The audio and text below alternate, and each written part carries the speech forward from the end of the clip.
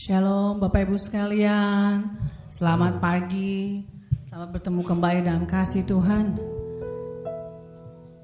Mari kita datang kepada Tuhan pagi ini dengan penuh sukacita dan ucapan syukur, karena kasih setianya dan anugerahnya selalu ada buat kita. Mari kita bersatu di dalam doa.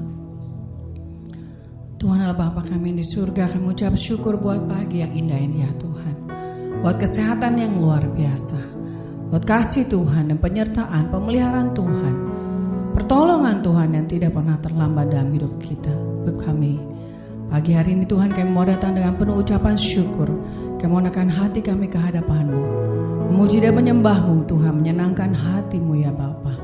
Mari Bapa bawa kami lebih lagi Tuhan, pimpinlah ibadah ini dari awal sampai akhirnya, hanya dalam tangan dan kuat kuasa-Mu Tuhan. Haleluya. Amin.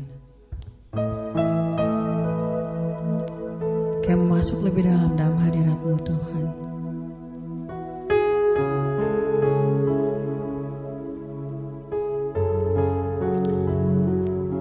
Haleluya Yesus.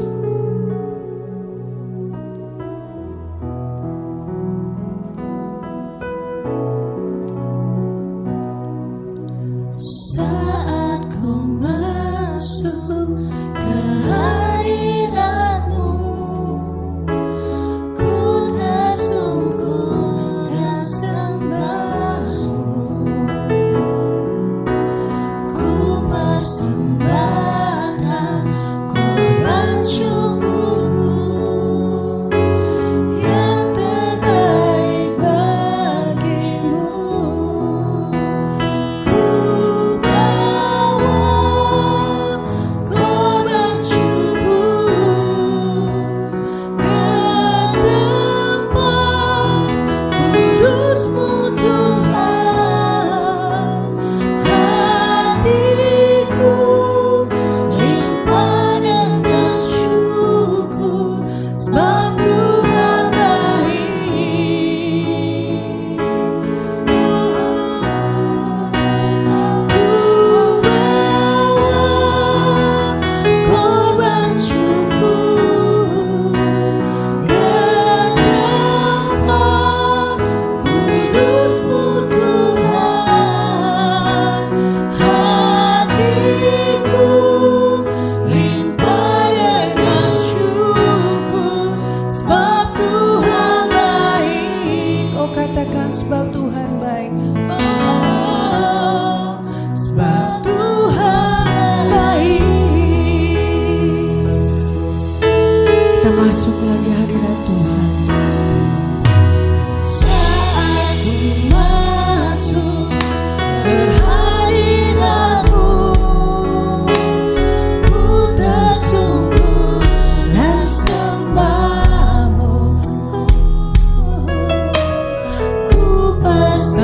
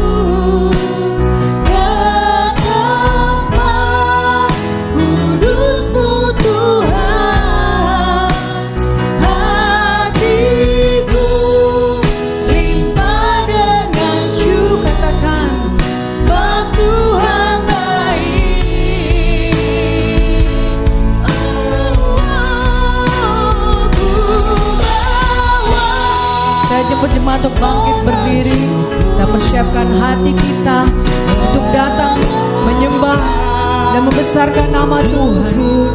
Persiapkan hatimu, bawalah ucapan syukurmu kepada Tuhan, bawalah doa-doamu kepada Tuhan. Sebab Tuhan baik. Oh, sebab Tuhan baik.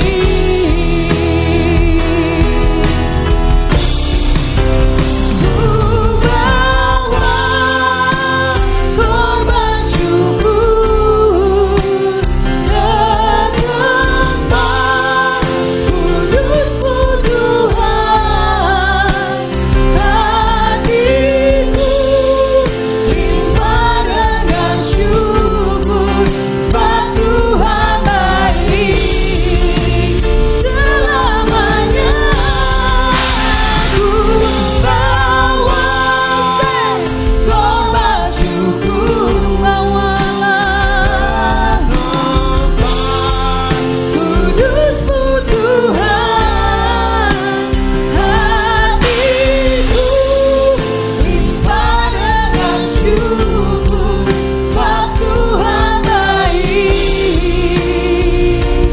Oh, sebab Tuhan baik. Oh, sebab Tuhan baik.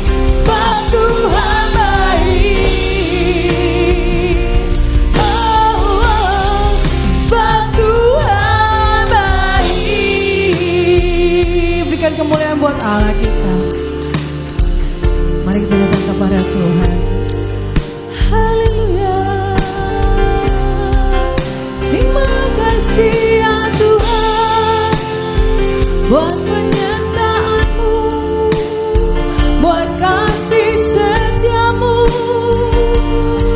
pemeliharaan-Mu Tuhan, pertolongan-Mu tak pernah terlambat, kasih-Mu mengalir, kuasa-Mu dinyatakan, mukjizat-Mu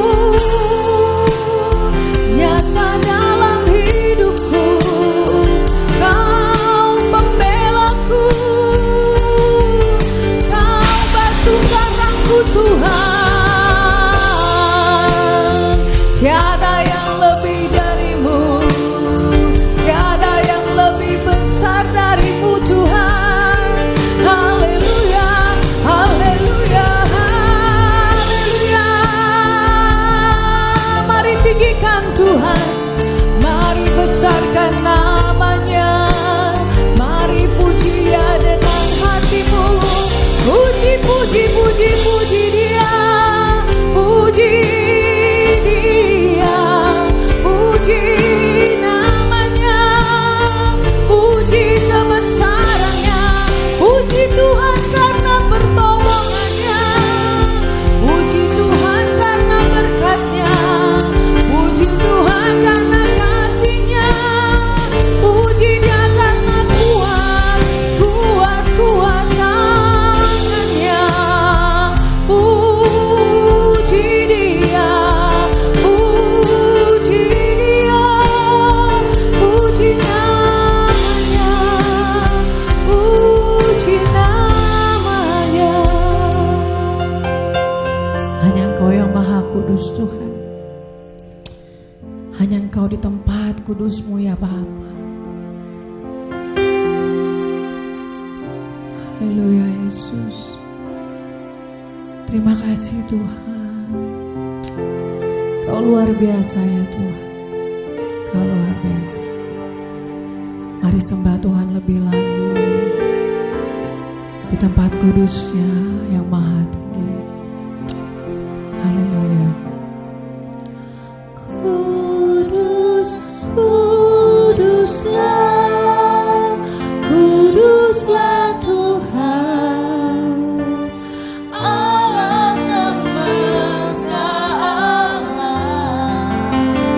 Kudus, kuduslah, kuduslah Tuhan,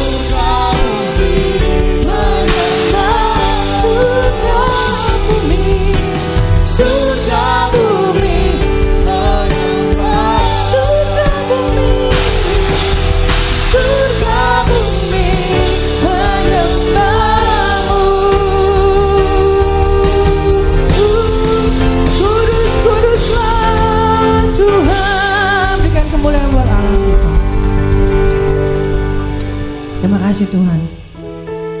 Kami merasakan ada kuasa Tuhan di tempat ini, bergerak di antara kami ya Bapa. Kami merasakan Tuhan dalam hati kami. Mari lebih lagi Tuhan bakar Tuhan semangat kami di dalam Engkau. Kami mau bersorak lebih lagi hanya di dalam satu nama, di dalam nama Yesus. Mari kita sama-sama katakan amin. Haleluya. Boleh katakan shalom kiri kanan. Selamat pagi. Haleluya. Kita mau bersama-sama bersemangat di dalam Tuhan. Amin. Amin. Woo.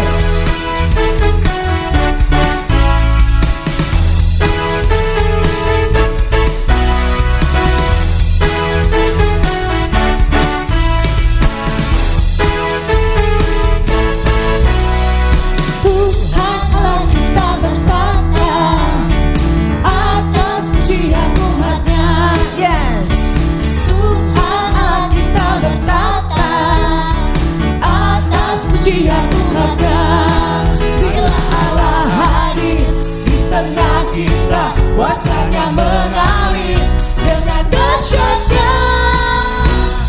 Ada kuasa dalam pujian, bernyanyilah segenap hati dan jiwa. Ada kuasa dalam pujian yang sanggup membuka. Sekali lagi ada kuasa. Kita aminkan ya, ada kuasa dalam pujian.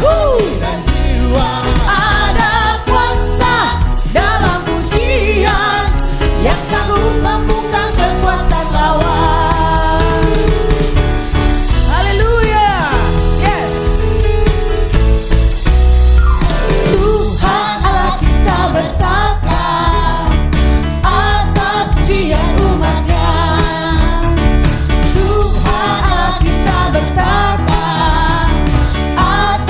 Pujian umatnya, bila Allah hadir, Yes.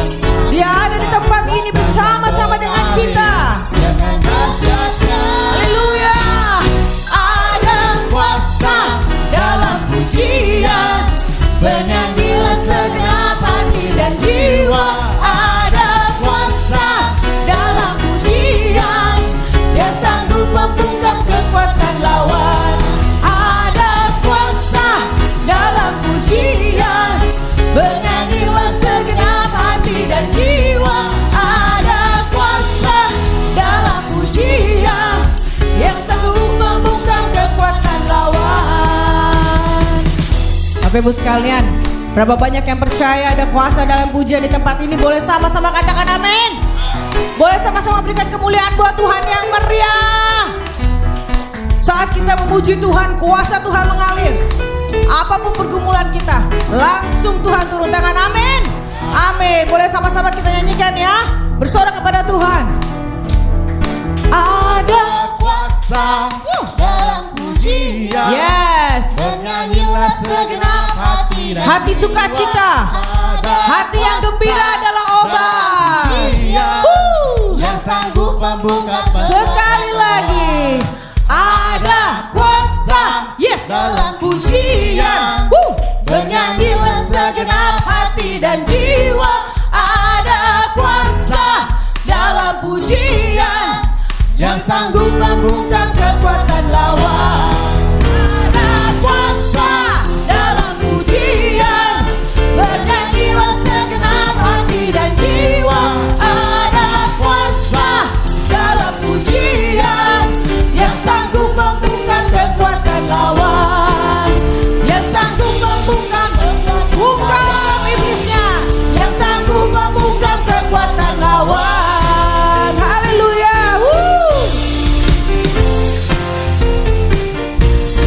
Ada kuasa. Ada kuasa di tempat ini. Amin. Amin. Pagi ini kita harus jadi pemenang. Amin. Amin. Masalah gak akan pernah berhenti, tapi kita juga gak akan berhenti menang. Amin. Amin. Mari kita nyanyikan pujian ini. Ku menang.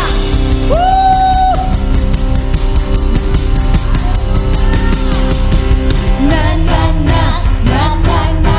Hey. Na na na na na na. Yo. Na na na na na na. Oh.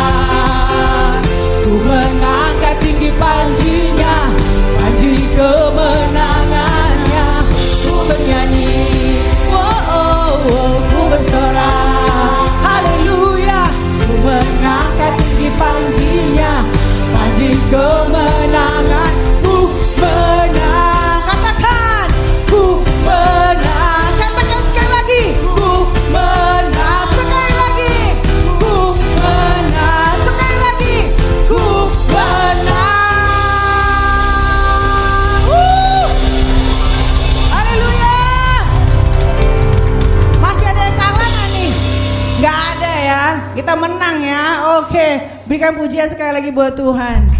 Silakan duduk Bapak Ibu sekalian. Luar biasa. Pujian ini, pujian yang luar biasa yang tadi ya. Saya merasa apapun masalah kita, tak pasti menang lah. Ya, sungguh pujian yang sangat memberkati. Tuhan selalu ada buat kita, dan Dia tidak pernah menutup matanya. Tuhan ada dan Tuhan melihat. Haleluya.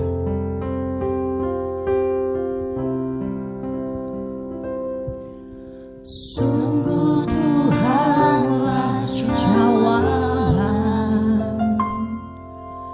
dan sumber kekuatan di saat tak berdaya. Dia yang memegang tanganku. Sungguh Tuhanlah menara dan kubu pertahanan di saat jiwaku berseru. Ya jadi pembelaku. Tuhan ada dan melihat pergumulan yang ku hadapi. Tuhan takkan tinggal diam, ku tak dibiarkan sendiri.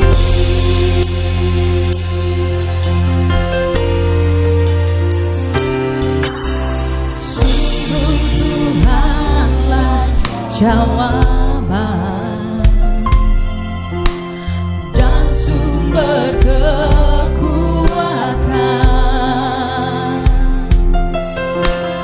di saat tak berdaya. Dia yang memegang tanganku. Sungguh Tuhanlah menara dan kubu pertahanan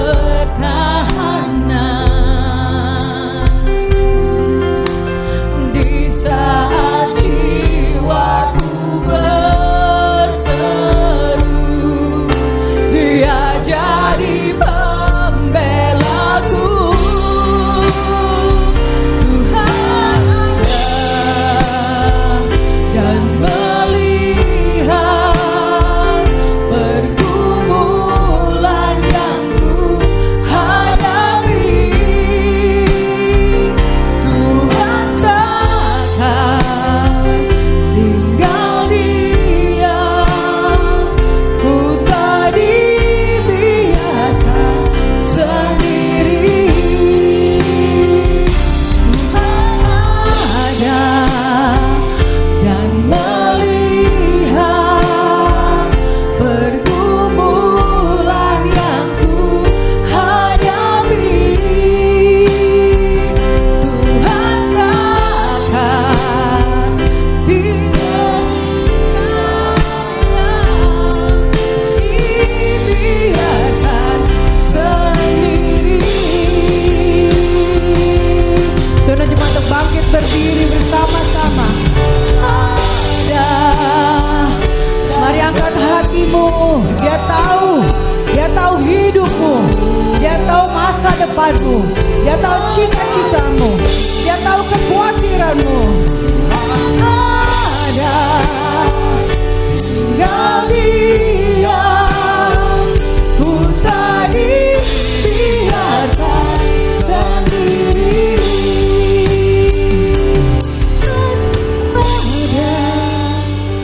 Bapak Ibu sekalian, angkat hatimu, katakan, bawalah hidupmu kepada Tuhan pada saat ini. Dia tahu apa yang paling kau takutkan. Dia Dia paling tahu kekhawatiranmu.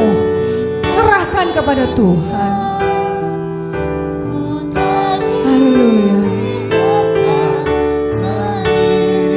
Biar jemaat yang memuji Tuhan.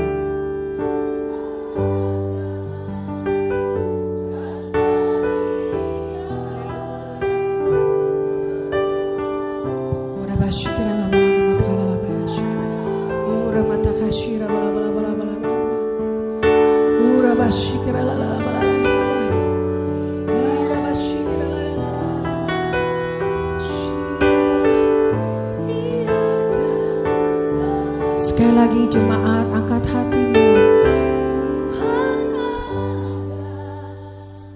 Dengar doa mereka Tuhan. Tampung air mata mereka Tuhan. Lihat jemaatmu ya Bapa. Haleluya Yesus. Jangan tinggal diam Tuhan. Turun tangan Tuhan. Turun tangan Tuhan.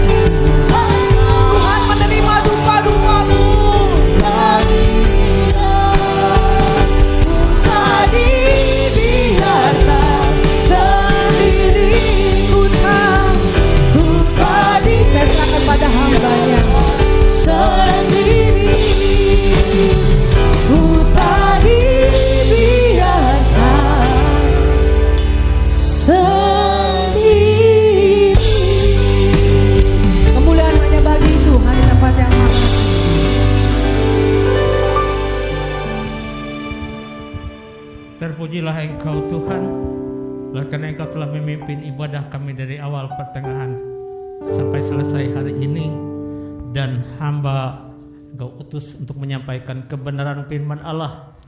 Urapi hamba dengan urapan kuasa Roh Kudus yang dahsyat, supaya hamba dapat menyatakan hanya kebenaran firman Allah yang membangun iman sidang jemaat-Mu.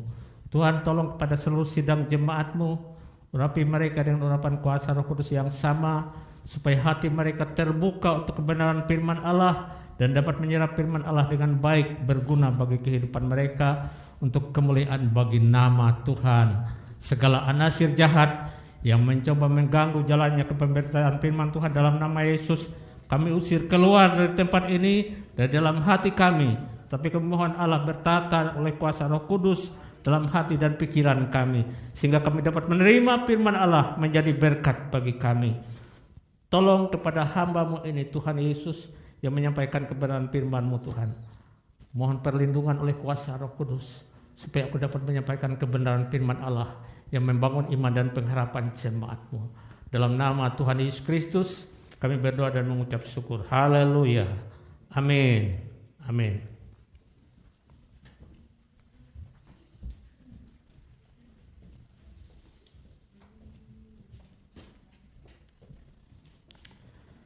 Ya, shalom.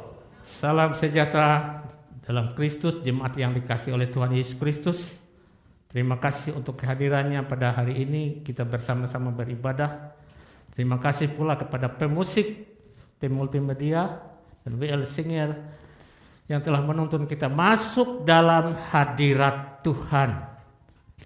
Kita langsung masuk ke dalam kebenaran firman Tuhan, dan mohon jemaat menyimak dengan baik firman Tuhan pada hari ini supaya tidak gagal paham, karena temanya untuk hari ini benar-benar bisa membuat kita gagal paham. Waktu saya menerima tema ini, saya pikir-pikir apa ya maksudnya ini. Ya, apa temanya? Temanya mengalahkan monster pribadi. Nah, mengalahkan monster pribadi artinya ada monster dalam diri Anda. Nah, itu bisa salah paham loh. Masa firman Tuhan oleh Pak Pendeta kau bilang saya ada monster dalam diri saya. Nah, bisa gagal paham kan kalau tidak menyimak kebenaran firman Allah. Waktu saya melihat ayatnya dalam Kejadian 3 ayat 9 sampai 24. Enggak ada monster di situ saya lihat. Nah, oleh karena itu mari kita dengan tuntunan kuasa Roh Kudus untuk mengerti, memahami ini dengan benar. Jangan sampai kita gagal paham. Yuk buka Alkitab kita dalam Kejadian 3 ayat 9 sampai 24. Kejadian pasal 3 ayat 9 sampai 24. Demikian firman Tuhan, saya bacakan. Tetapi Allah memanggil manusia itu dan berfirman kepadanya, "Di manakah engkau?" Ia menjawab, "Ketika aku mendengar bahwa engkau ada dalam taman ini, aku menjadi takut karena aku telanjang, sebab itu aku bersembunyi." Firman-Nya, "Siapakah yang memberitahukan kepadamu bahwa engkau telanjang? Apakah engkau makan dari buah pohon yang kularang engkau makan itu?" Manusia itu menjawab, "Perempuan yang kau tempatkan di sisiku, dialah yang memberi dari buah pohon itu kepadaku, maka aku makan." Kemudian berfirmanlah Tuhan Allah kepada perempuan itu, "Apakah yang telah kau perbuat ini?" Jawab perempuan itu, "Ular itu yang memperdayakan aku, maka aku makan." Lalu berfirmanlah Tuhan Allah kepada ular itu, "Karena engkau berbuat demikian, terkutuklah engkau di antara segala ternak dan di antara segala binatang hutan. Dengan perutmu engkau akan menjalar, dan debu tanahlah akan kau makan seumur hidupmu. Aku akan mengadakan permusuhan antara engkau dan perempuan ini, antara keturunanmu dan keturunannya. Keturunannya akan meremukkan kepalamu, dan engkau akan meremukkan tumitnya." Firman-Nya kepada perempuan itu, "Susah payahmu waktu mengandung akan kubuat sangat banyak. Dengan kesakitan engkau akan melahirkan anakmu, namun engkau akan birahi kepada suamimu, dan ia akan berkuasa atasmu." Lalu firman-Nya kepada manusia itu, "Karena engkau mendengarkan perkataan istrimu dan memakan dari buah pohon yang telah kuperintahkan kepadamu, jangan makan daripadanya, maka terkutuklah tanah karena engkau. Dengan bersusah payah engkau akan mencari rezekimu dari tanah seumur hidupmu. Semak duri dan rumput duri yang akan dihasilkannya bagimu, dan tumbuh-tumbuhan di padang akan menjadi makananmu. Dengan berpeluh engkau akan mencari makananmu sampai engkau kembali lagi menjadi tanah, karena dari situlah engkau diambil. Sebab engkau debu, dan engkau akan kembali menjadi debu." Manusia itu memberikan nama Hawa kepada istrinya, sebab dialah yang menjadi ibu semua yang hidup. Dan Tuhan membuat pakaian dari kulit binatang untuk manusia dan untuk istrinya itu, lalu mengenakannya kepada mereka. Berfirmanlah Tuhan Allah, sesungguhnya manusia itu telah menjadi seperti salah satu dari kita, tahu tentang yang baik dan yang jahat. Maka sekarang jangan sampai ia mengulurkan tangannya dan mengambil pula dari buah pohon kehidupan itu dan memakannya, sehingga ia hidup untuk selama-lamanya. Lalu Tuhan Allah mengusir dia dari Taman Eden supaya ia mengusahakan tanah dari mana ia diambil. Ia menghalau manusia itu, dan di sebelah timur Taman Eden ditempatkannya lah beberapa kerub dengan pedang yang bernyala-nyala dan menyambar-nyambar untuk menjaga jalan ke pohon kehidupan. Demikian pembacaan firman Tuhan. Waktu diberikan tema mengalahkan monster pribadi, maka saya pada mulanya saya berpikir, monster pribadi bentuknya kayak apa ya monster itu? Lalu saya buka-buka di itu Google, oh begitu bentuk monster. Jadi monster yang paling menakutkan di situ adalah monster yang ada tanduknya, ya, dinyatakan sebagai gambaran dari setan. Itu monster yang paling mengerikan. Oleh karena dia licik, ya, dia merayu-rayu manusia, dan itu monster yang masuk ke dalam ular, yang membuat ular bisa bicara, menipu Hawa. Jadi berarti monster itu bisa masuk dalam diri seseorang. Monster itu adalah masuk ke dalam diri ular. Lalu saya lihat lagi, apa sih yang dimaksud dengan monster? Monster adalah makhluk yang berbentuk atau rupanya sangat menyimpang dari yang biasa, atau bisa juga makhluk yang berukuran raksasa. Jadi bagaimana kalau hal ini dikenakan kepada pribadi Anda? Ya. Kalau ini dikenakan dalam pribadi Anda, bagaimana mengalahkan monster pribadi Anda itu?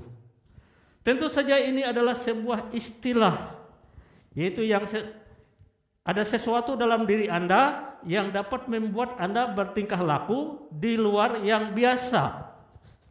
Contoh, seperti Hawa, Adam, ada yang monster, ada monster dalam diri Adam. Adalah jiwa yang tak mau mengalah, sehingga dia jadi monster, membinasakan Hawa dengan perkataan-perkataannya. Jadi perkataan dari dalam diri kita itu bisa menjadi monster yang membinasakan orang yang kita kasihi, ya. Adam setelah dia jatuh dalam dosa, maka dia yang biasanya menyayangi Hawa, tetapi sebaliknya sekarang dia menyerang Hawa, ya. Dengan pernyataannya, perempuan yang kau tempatkan di sisiku. Wah, disalahin. Siapa yang disalahin? Enggak tanggung-tanggung. Allah disalahin. Itu kalau ada monster dalam pribadi seseorang, Allah disalahin. Ya. Perempuan yang dia kasihi disalahin juga. Jadi dijadikan korban. Jadi yang dilawannya Allah, yang dibinasakannya Hawa, ya. Dibinasakan melalui perkataannya, ya. Bukan perkataan pembelaan, tetapi perkataan yang menghancurkan Hawa. Hawa yang salah, ya. Jadi biarin dia salah, bukan saya yang salah. Hati-hati, saudara, dengan perkataan. Sering terjadi perkataan kita membinasakan sesama. Nah, itulah monster pribadi kita yang harus kita kalahkan dengan membiasakan diri untuk tidak berkata-kata menyerang pribadi seseorang sehingga ada yang tersakiti. Adam menyerang Hawa, Hawa menyerang ular. Ular dibinasakan, diremukkan kepalanya, yaitu iblis. Sifat daripada monster adalah tidak mau kalah, apalagi mengalah, maunya menyerang, menyakiti.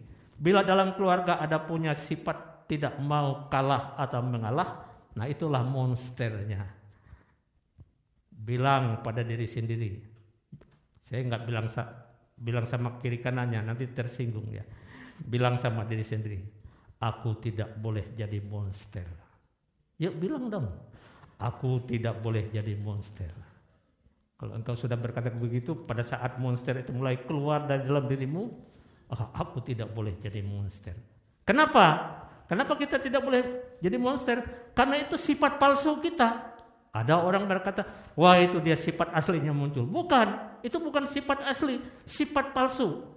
Sifat kita yang asli adalah bukan menyakiti tetapi mengasihi, karena kita adalah anak-anak Allah. Itu sifat kita yang asli. Jangan katakan kepada seorang kalau dia lagi macam-macam lalu wah itu dia keluar sifat aslinya. Bukan sifat asli, itu sifat palsunya yang ditanamkan oleh iblis.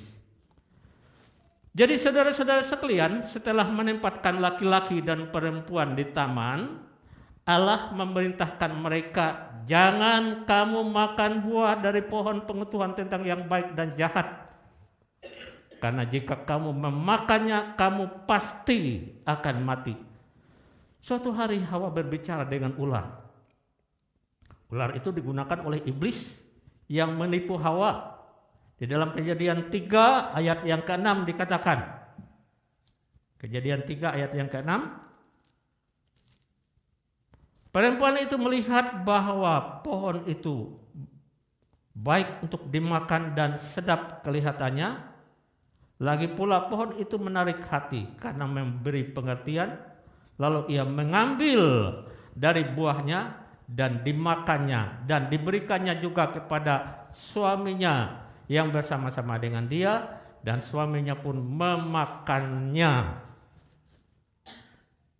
Demikianlah laki-laki dan perempuan melanggar hukum Allah dan berdosa. Dan itulah monsternya. Dia jatuh dalam dosa, maka menjadi monsterlah pribadinya, bukan dirinya yang berubah menjadi raksasa, menjadi monster yang menakutkan.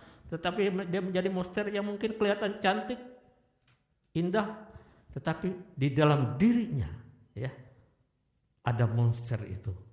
Kini tindakan Hawa memakan buah itu tampaknya begitu remeh baginya. Cuma buah inilah. Kadang-kadang kan kita begitu kan, melakukan sesuatu. Cuma itu aja, masa itu membuat saya berdosa. Begitu juga dengan Hawa. Masa makan buah begitu aja membuat saya jatuh dalam dosa, membuat saya mati. Itu hanya masalah bagaimana Anda memandang segala sesuatu masalah yang tidak penting. Tetapi ketidaktaatan kepada Tuhan selalu merupakan dosa. Yang pertama, ketidaktaatan adalah dosa. Itulah monster pribadi yang harus Anda kalahkan, yaitu ketidaktaatan. Di dalam Roma pasal 19, boleh ya ditampilkan di LCD ya, supaya kita lihat dengan sama-sama ya. Boleh ya, minta tolong. Roma 5 ayat 19. Saya ketemu, terima kasih. Jadi sama seperti oleh ketidaktaatan satu orang, semua orang telah menjadi orang berdosa. Demikian pula oleh ketaatan satu orang, semua orang menjadi orang benar. Ini berbicara tentang Adam, satu orang itu yang tidak taat, membuat semua orang jatuh dalam dosa. Dan bicara tentang Yesus, yang adalah satu orang sosok manusia, yaitu oleh kebenaran firman Allah menjadi manusia, dia menjadi manusia yang taat. Dan semua manusia pun diselamatkan. Saudara lihat, Tuhan telah berkata kepada Adam dan Hawa bahwa pada hari kalian tidak menaatiku, kalian akan mati. Ketika Hawa memakan buah itu dan kemudian memberikannya kepada suaminya Adam, dan ia memakan buah itu, mereka pun mati. Mereka langsung mati secara rohani, di dalamnya mati. Rohnya mati. Karena saat itu putus hubungan dengan Tuhan. Tuhan adalah sumber kehidupan. Kalau putus hubungan dengan Tuhan, maka mati. Rohnya mati. Di dalam tubuh fisik mereka, aktivitas kematian mulai bergerak, yang akan mencapai puncaknya bertahun-tahun kemudian. Akibat dosa Adam adalah akibat yang mengerikan, ya, yaitu kematian. Kematian fisik menjadi kenyataan bagi manusia. Kematian berarti bahwa di suatu tempat di kemudian hari, manusia akan berjuang untuk menjalani hidup di dunia ini dengan segala kemampuan yang mereka miliki. Kematian fisik berarti manusia akan terpisah dari Tuhan. Bahkan setelah kematian, rohnya akan terpisah dari Tuhan. Jika tidak ada obatnya, ia akan menghabiskan kekekalan selamanya setelah kematian fisiknya di neraka. Itu mengerikan sama sekali. Kematian adalah hal yang mengerikan tanpa Yesus Kristus. Makanya banyak orang takut mati. Kalau dia belum kenal Yesus Kristus, dia takut mati. Tapi kalau orang sudah kenal Yesus Kristus, dia berkata, terima kasih Tuhan, aku akan kembali berjumpa dengan Tuhan. Ada satu kepastian. Jadi bagi Hawa dan Adam, hal itu tampak seperti hal yang sederhana dan tidak penting. Tetapi sebenarnya merupakan hal yang mengerikan. Ya, hati-hati dalam kehidupan kita. Kadang-kadang kita melihat, nggak apa-apa, itu masalah sederhana. Tapi sebenarnya akibatnya mengerikan. Seringkali kita tidak sadar hal seperti itu. Oleh karena itu jemaat yang dikasihi Tuhan Yesus, ketidakpatuhan terhadap Tuhan dan firman-Nya adalah hal yang mengerikan. Ya. Itulah monster pribadi Anda yang harus Anda kalahkan dengan cara patuh dan taat kepada Tuhan dan firman-Nya. Ya. Puji Tuhan, kita bisa mengalahkannya ya dengan pertolongan Tuhan. Jemaat, dengarkan Tuhan dan firman-Nya. Jemaat perlu belajar kepatuhan. Anak-anak, dengarkan ini. Kecuali kamu tumbuh dengan belajar untuk menaati orang tuamu, kamu tidak akan mentaati Tuhan saat kamu menjalani hidup ini. Apa maksudnya? Maksudnya kamu tumbuh dengan belajar untuk menaati orang tuamu, maka kamu juga akan menaati Tuhan saat kamu menjalani hidup ini. Kalau tidak dimulai dengan menaati orang tua, ya kepada Tuhan yang tidak kelihatan juga menjadi tidak taat. Dan itu bahaya banget, mengerikan sekali itu. Ketidaktaatanmu kepada orang tua dan kepada Tuhan itulah monster pribadimu yang harus engkau kalahkan. Kejadian 3 ayat 7 berkata begini, maka terbukalah mata mereka berdua dan mereka tahu bahwa mereka telanjang, lalu mereka menyemat daun pohon ara dan membuat cawat. Ada terjemahan lain berkata membuat tutup kepala. Tapi saya pikir nanti bingung lagi kalau ditambah dengan terjemahan yang lain itu. Tidak banyak yang berubah dari penampilan mereka, ya. Sejauh menyangkut ketelanjangan, ya. Sekarang lihat perbedaan sebelum dan sesudah kejatuhan. Kejadian 2 ayat 25.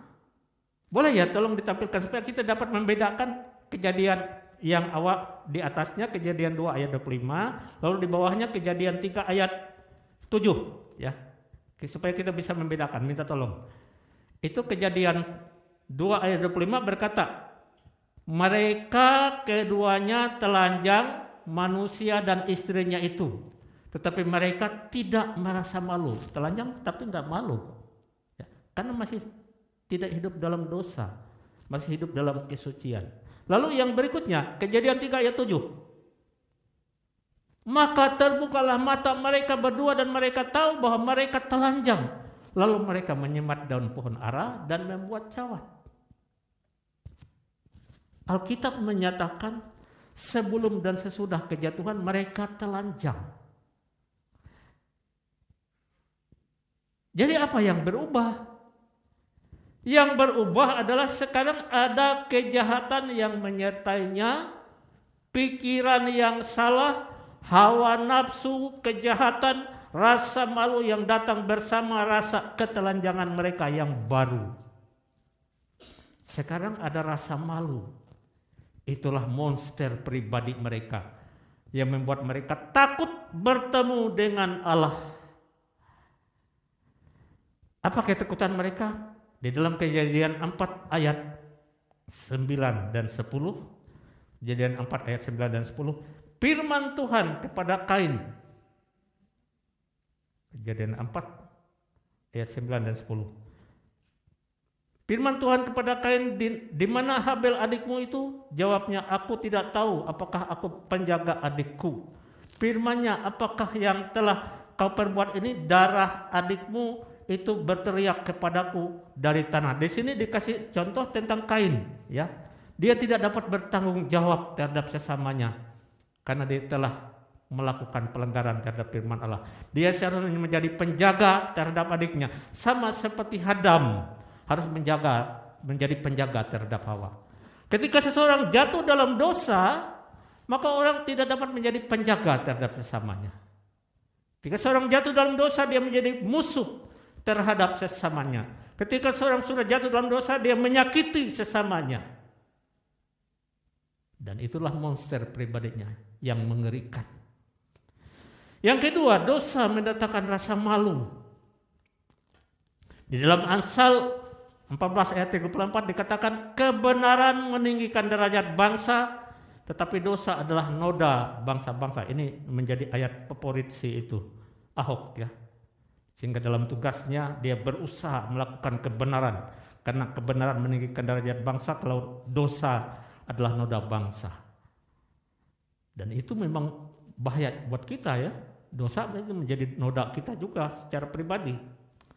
Inilah kehidupan masa lalu yang buruk dapat menghalangi hadirnya karunia dari Allah, yaitu dosa menghalanginya. Dosa membawa rasa malu, menghalangi kita untuk datang kepada Tuhan. Tetapi puji Tuhan, Dia memberikan kita jalan keluar. Dalam Perjanjian Lama, jika seseorang berdosa, ia harus membawa lembu jantan dan domba jantan sebagai korban penembus dosa untuk pengampunan dosa. Tahun demi tahun mereka harus datang untuk membersihkan dosa mereka dengan darah binatang. Di dalam Ibrani dikatakan, bahkan hukum Taurat menuntut bahwa hampir segala sesuatu yang harus disucikan dengan darah, dan tanpa penumpahan darah tidak ada pengampunan. Inilah dia monster pribadi yang harus kita kalahkan, yaitu dosa. Bagaimana cara mengalahkannya? Haleluya, pengorbanan Yesus di kayu salib menjadi pengorbanan kita yang terbesar mengalahkan monster ini. Ibrani 10 ayat 12 berkata, tetapi setelah mempersembahkan hanya satu korban saja karena dosa, ia duduk untuk selama-lamanya di sebelah kanan Allah. Sekali saja Yesus lakukan, beres untuk kita semua. Ibrani 10 ayat 14, dengan satu korban saja ia telah menyempurnakan untuk selama-lamanya mereka yang ia kuduskan. Monster pribadi yang harus kita kalahkan adalah dosa-dosa kita. Dan darah Yesus Kristus dapat membersihkan dosa-dosa kita dan menghapus rasa malu kita. Ada kuasa dalam darahnya. Ada kuasa dalam darahnya. Darah domba Allah. Ada kuasa dalam darahnya. Darah anak domba Allah. Ya, ada kuasa dalam darahnya, darah domba Allah. Ada kuasa dalam darahnya, darah anak domba Allah. Saudara-saudara lihat kebaikan Tuhan. Darah anak domba Allah itu berkuasa menyucikan dosa dari hidup kita. Tuhan itu baik. Ini yang ketiga. Tuhan itu baik. Jadi kalau orang berkata Tuhan jahat, tidak ada. Tuhan itu baik. Ada seseorang yang mendengarkan di sini? Bangun. Ini maksudnya ditujukan pada seorang yang mungkin bermasalah. Dengarkan ini. Mungkin Anda berbuat salah. Orang-orang yang di sekitar Anda menghakimi Anda oleh karena kesalahan Anda. Anda menyesali kesalahan Anda. Sekarang Anda takut. Anda merasa Tuhan sedang marah kepada Anda. Tidak. Tuhan itu baik. Dia selalu baik. Dengarkan pernyataan nyanyian itu. Engkau baik, sangat baik. Kasih setiamu tak pernah berubah. Engkau baik, sangat baik.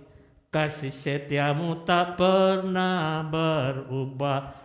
Tuhan Yesus baik,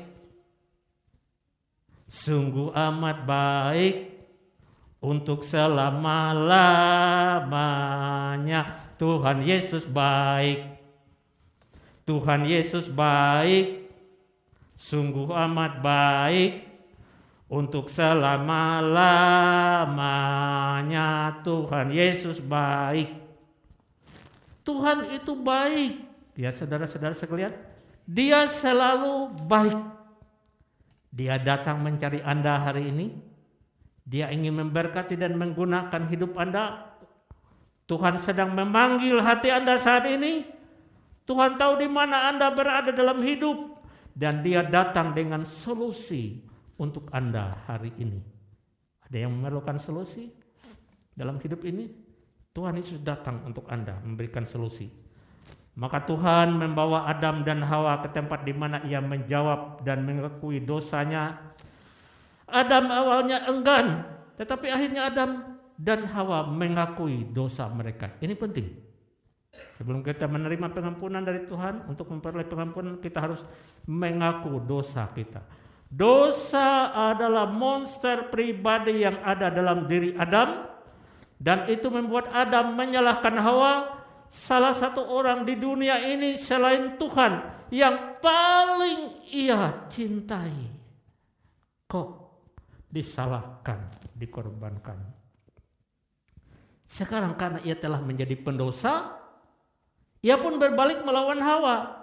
Orang yang seharusnya ia lindungi, tentu saja Hawa menyalahkan ular itu. Jadi, hai suami-suami, hati-hati, suami istri, ya. Monster pribadi ini bisa ada dalam dirimu. Kalau engkau saling menyalahkan terhadap orang yang seharusnya kau kasihi dan lindungi, ya. Kalau sudah itu mulai terjadi, ada monster nih. Kok bisa salahkan orang yang saya kasihi? Alkitab mengatakan dalam 1 Timotius 2 ayat 18 bahwa Hawalah yang tertipu. Adam membuat pilihannya sehingga Tuhan menjatuhkan hukuman. Tuhan memulai dengan ular. Tuhan mengutuk ular dan membuat janji besar ini. Di dalam Kejadian 3 ayat 15 dikatakan, Aku akan mengadakan permusuhan antara engkau dan perempuan ini, antara keturunanmu dan keturunannya.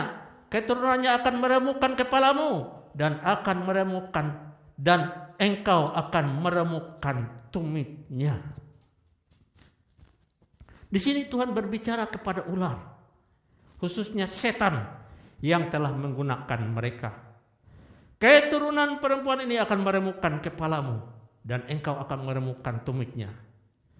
Ketika Tuhan berkata demikian kepada setan, ia sedang memikirkan waktu lain, yaitu 4.000 tahun kemudian ia akan datang sebagai keturunan perempuan itu, sebagai anak tunggal Tuhan. Ia akan berjalan menuju salib Kalvari. Di sana akan mempersembahkan dirinya sebagai korban tanpa dosa untuk membayar hukuman atas dosa Adam dan Hawa serta dosa Anda dan dosa saya. Tuhan membuat janji itu, dan tibalah saatnya ketika Yesus datang dan pergi ke Kalvari. Dia membiarkan dirinya disalib. Dia juga menumpahkan darah dan menyerahkan hidupnya secara sukarela agar Anda tidak perlu membayar hukuman itu. Kalau Anda harus bayar, tidak akan pernah bisa. Saudaraku, Alkitab mengajarkan bahwa keselamatan tidak dapat diperoleh dengan usaha, kecuali jika kita percaya kepada Tuhan Yesus Kristus dan berseru kepadanya. Dia akan mengampuni dosa-dosa kita dan menyelamatkan kita. Jika Anda belum melakukannya, saya mengundang Anda untuk melakukannya di dalam hati Anda sekarang juga, agar monster dosa itu tidak dapat menguasai kehidupan pribadi Anda. Sesuatu perlu dicatat di sini adalah bahwa Tuhan tidak pernah mengutuk pria dan wanita. Tuhan hanya mengutuk ular. Jadi jangan sampai gagal paham. Wah, ini sejak dulu nih kita kena kutuk. Allah mengutuk Adam dan Hawa. Salah, ya, bukan begitu. Tuhan hanya mengutuk ular. Jadi jangan pernah berpikir bahwa Tuhan mengutuk Adam dan Hawa, Anda dan saya pun dikutuk. Tidak begitu, ya. Ini kebenaran firman Allah yang harus diluruskan, ya. Jangan sampai salah memahaminya.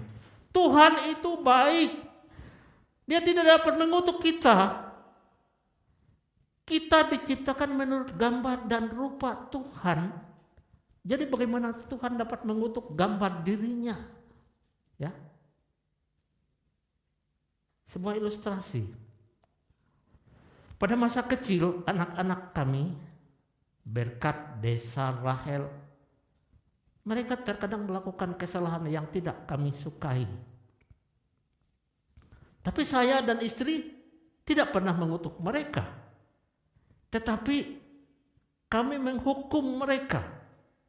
Saya tidak pernah berpikir untuk mengutuk anak-anak saya. Bagaimana mungkin Tuhan akan mengutuk ciptaannya? Namun Tuhan jelas menghukum pria dan wanita itu. Dia memberi mereka hukuman, ya, akibat dosa mereka. Mereka dihukum. Yang keempat adalah dosa memiliki hukuman. Ya. Adam dan Hawa tidak dapat tinggal di taman itu. Firdaus Allah. Jadi Adam dan Hawa harus pergi. Kejadian 3 ayat 23 mengatakan, lalu Tuhan Allah mengusir dia dari taman Eden supaya ia mengusahakan tanah dari mana ia diambil. Alkitab tidak memberitahu kita apa sebenarnya yang terjadi di sini, tetapi tampaknya seperti ini. Tuhan berkata kepada Adam bahwa dia tidak dapat tinggal di sini. Dia harus meninggalkan taman itu. Adam pasti berdebat dengan Tuhan. Masa Tuhan saya disuruh pergi dari sana? Saya mau pergi kemana? Ya, hanya saja tidak ditulis dalam Alkitab. Pasti ada perdebatan di sana. Ya. Mungkin Adam mengajukan banding atas semua hal yang baik yang telah dilakukannya bagi Tuhan di taman itu. Dia telah memberi nama pada binatang itu dan semua hal ini Tuhan berkata kamu harus pergi. Meskipun ada kebaikan-kebaikan yang dilakukan oleh Adam, bayangkan menamakan ribuan binatang, capek tuh nyari namanya supaya cocok. Tetapi Tuhan tidak berkata kamu harus pergi. Tetapi Adam tidak mau pergi. Sedang pernah pikir itu, Adam nggak mau pergi. Orang nggak saya enak di sini, masa saya diusir? Ya. Jadi Tuhan mengusirnya keluar dari taman itu. Adam tidak mau pergi, tapi Tuhan mengusirnya keluar dari taman itu. Kemudian Tuhan memastikan bahwa dia tidak dapat masuk. Di dalam Kejadian 3 ayat 24 dikatakan begini. Ia menghalau manusia itu dan di sebelah timur taman Eden ditempatkannya beberapa kerub dengan pedang yang bernyala-nyala dan menyambar-nyambar untuk menjaga jalan ke pohon kehidupan. Ini satu bukti bahwa Allah benar-benar mengusir Adam keluar dari taman itu dan tidak boleh masuk lagi. Tahukah Anda apa yang ditempatkan Tuhan di sana sebagai penjaga di taman itu? Jika Anda mempelajari kerubim dalam kitab suci, Anda akan melihat bahwa mereka menudungi tempat hadirat Tuhan. Kerubim di atas tabut perjanjian Di atas tutup pendamaian dengan sayap yang merentang menaungi tempat di mana kemuliaan sakinah Tuhan. Tempat Tuhan tinggal di antara manusia. Ketika kita sampai di surga, Anda akan menemukan di kitab Wahyu tentang tahta Tuhan, tentang kerubim di tempat di mana Tuhan tinggal. Jadi di sanalah Tuhan menempatkan kerubim. Dan di tengah-tengah kerubim tersebut menempatkan pedang yang bernyala-nyala. Firman Tuhan, Yesus sendiri menjadi penghalang bagi Adam dan Hawa untuk kembali ke surga Tuhan. Inilah pelajarannya. Perhatikan pelajarannya. Tuhan Yesus Kristus bagi Anda sebagai orang berdosa adalah penghalang menuju surga. Tapi tidak titik di situ. Dan juga dia menyediakan jalan menuju surga, yaitu dirinya sendiri. Kenapa dia jadi penghalang? Kalau orang tidak lewat dia, tidak akan sampai ke surga. Jadi berarti dia penghalang. Tetapi dia menyediakan jalan melalui dirinya sendiri, orang bisa masuk ke dalam kerjaan Bapa di surga. Yang kelima, Yesus adalah pintu menuju surga. Yesus sendiri menyatakan bahwa akulah jalan dan kebenaran dan hidup. Tidak ada seorang pun datang kepada Bapa kalau tidak melalui aku. Yohanes 14 ayat 6. Kamu tidak akan masuk surga dengan cara yang lain kecuali melalui pintu itu, yaitu Tuhan Yesus Kristus. Tetapi Yesus telah menjadi penghalang bagimu, juga telah menjadi dirinya pintu bagimu. Dan jika kamu berseru kepadanya, dia akan mengampunimu, menyelamatkanmu, menyediakan jalan masuk ke surga. Itulah cara mengalahkan monster pribadimu. Datang pada Yesus, mohon ampun kepadanya, berseru kepadanya, dia mengampunimu, dia menyelamatkanmu, dan membawamu masuk ke dalam kerajaannya, yaitu kerajaan surga. Haleluya. Yesus sungguh baik. Amin.